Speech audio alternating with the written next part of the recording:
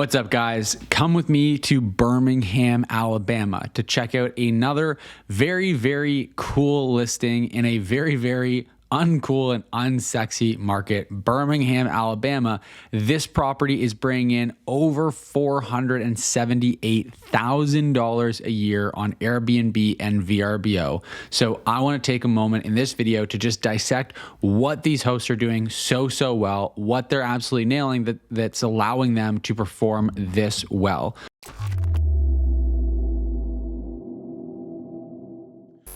Let's jump right into it, and let's start with just looking at this house on AirDNA. According to AirDNA, it was available 361 days out of last year. It had annual revenue of $478,700. They're listed on Airbnb and VRBO. So right off the bat, that's one thing that's working in their favor, is that they're listed on multiple OTAs, multiple platforms.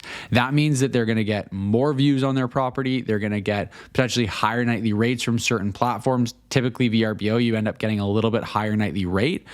So they're doing that really well. I was already checking out their photos, but let's back out and kind of back up out of the photos here and first look at this property, see what they're doing well right off the bat. So right off the bat, we can see that Eden Bray, Birmingham's premier retreat, doesn't really do it all that much as a headline. I will say it doesn't really draw my attention that much. It doesn't really speak that much. If I'm hosting an event or a retreat, then maybe, but that's a very particular type of guest that they're catering towards. So I would say that the headline is like good, not great.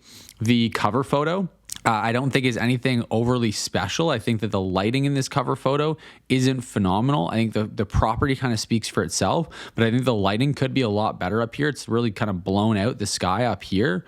I think that some of their other photos are absolutely stunning, but I just think this particular photo isn't all that great. But right off the bat, they are doing a really good job of hosting. They've got a guest favorite badge, 4.9 star average rating, and they're Superhost. So again, it comes back to the fundamental of, if you just do a really good job of hosting, then you're going to perform better because you're going to show up higher in the search results. It's going to give you more demand. You're going to be able to charge higher nightly rates. You can see that their nightly rate is over $1,000 a night. Now, the other big component there, and I talked about this in the last listing that I reviewed over in Columbus, Ohio, this property is an 8-bedroom, 14-bed, 5-bath. It sleeps 16 or more guests. So that's super helpful. That is a big thing that's allowing them to, again, just outperform the competition and charge much higher nightly rates. If we go back out here, you can see that in Birmingham, there's 2,000 active listings. Now, unfortunately, with AirDNA's filter, we can't filter for 16 people. We can see how many properties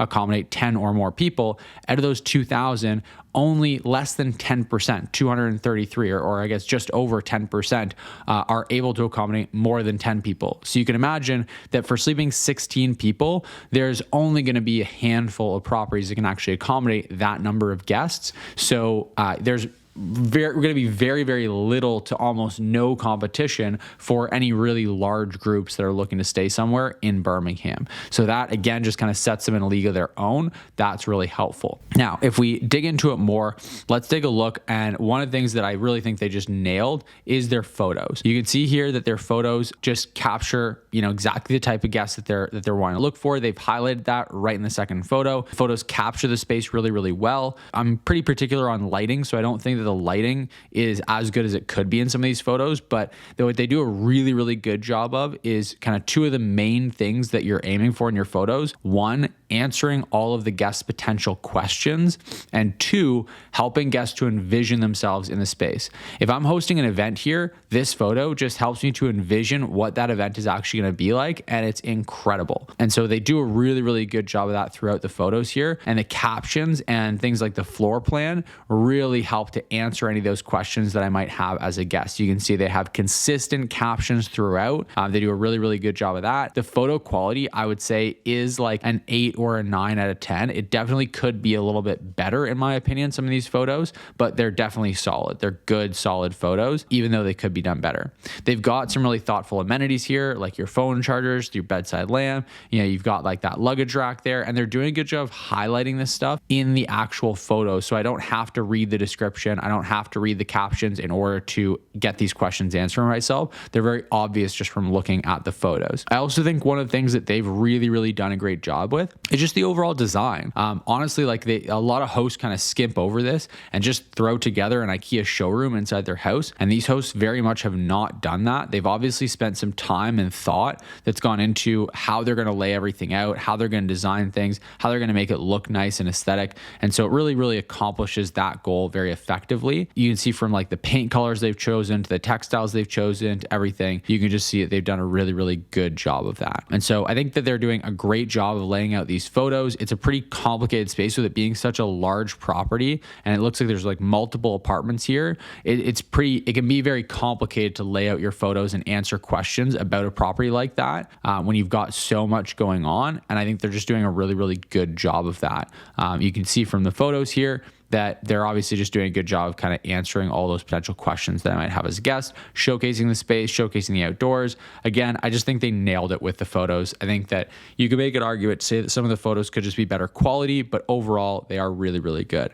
I'm really curious to see how they do with the description, because with a property like this, the description could get very complicated and convoluted.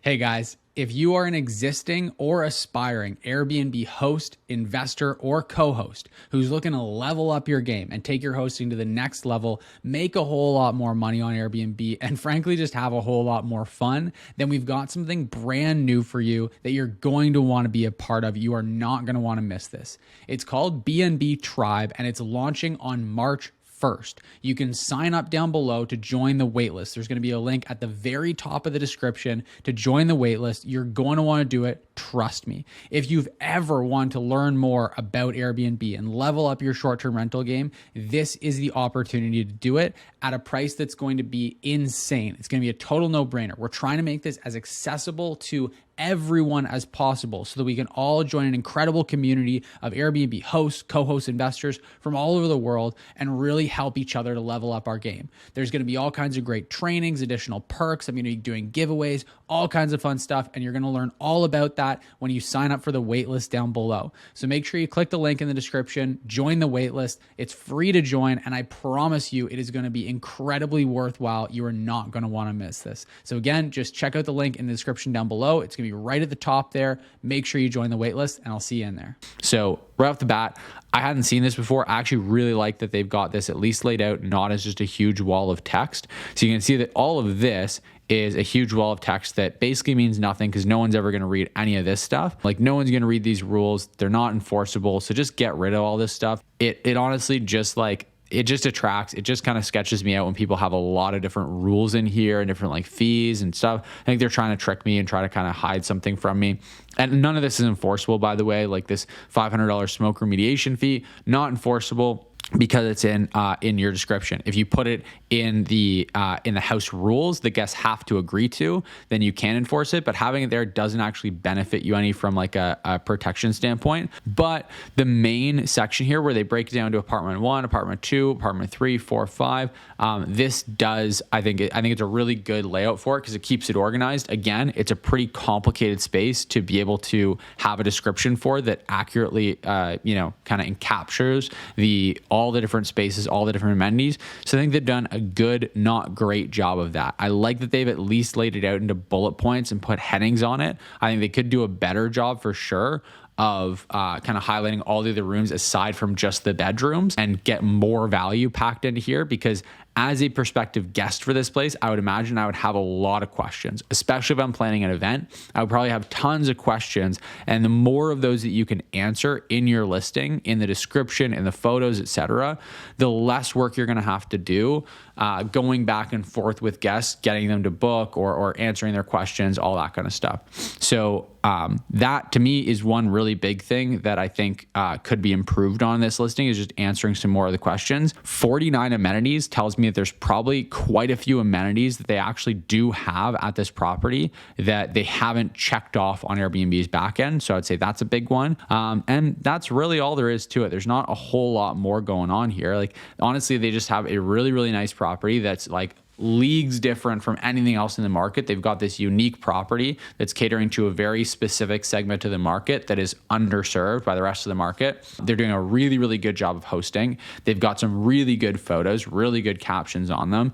And there's definitely room for improvement. Things like the headline, things like the listing description, Even the lighting in some of the photos could be improved. But again, this isn't a game where you need to be completely perfect. I definitely would advocate for changing those things because it's only going to help. But I just, again, want to just highlight once again that as long as you do a few of the main core kind of fundamental things really, really, really right, you can afford to make some mistakes here and there and still be performing really, really well. Obviously, these guys are making hundreds of thousands of dollars on short-term rental each year. They're listed on multiple platforms, which is also a big one working in their favor. And so kudos to them. Hopefully this video showed you some things that you can take away to apply to your own listing. Let me know in the comment section down below if you thought this video was helpful, if you have any comments, questions, anything like that. If you did like this video, found it valuable, make sure you let me know by just hitting that like button down below the video.